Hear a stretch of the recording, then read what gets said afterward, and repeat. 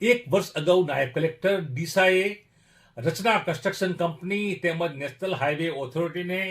આંશિક રીતે દોષિત ગણી ડીસાના બહુચર્ચિત ઓવરબ્રિજમાં બંને તરફના સર્વિસ રોડોનું સમારકામ કરવા માટે તાત્કાલિક આદેશ કર્યો હતો. જોકે એક વર્ષના વાણા વાયા બાદ પણ પેટનું પાણી આ બંને જે સામાવાળા પક્ષો છે તેમનું ન હલતા જાગૃત નાગરિક પ્રવીણભાઈ માળીએ બાબુભાઈ દેસાઈ રાજ્યસભા સાંસદ મારફતે કેન્દ્રીય મંત્રી નીતિન ગડકરીને પત્ર લખી ઓવરબ્રિજના બંને તરફના મરમ્મત માટે ભલામણ કરી છે. જોકે નાયબ કલેક્ટરના હુકમને ગોળીને પીજના રચના કન્સ્ટ્રક્શન કંપની તેમજ નેશનલ હાઈવે ઓથોરિટીને એક વર્ષ અગાઉ જ્યારે હુકમ થયો છે કામગીરી તો શા માટે વાય શુડ બી લેટ તેઓ થયા છે કોઈ પૂછનાર નથી. ત્યારે નીતિન ગડકરીને કેન્દ્રીય મંત્રી ભારતીય જનતા પાર્ટીને પત્ર લખ્યા બાદ સુરતના કન્સ્ટ્રક્શન કંપની તેમજ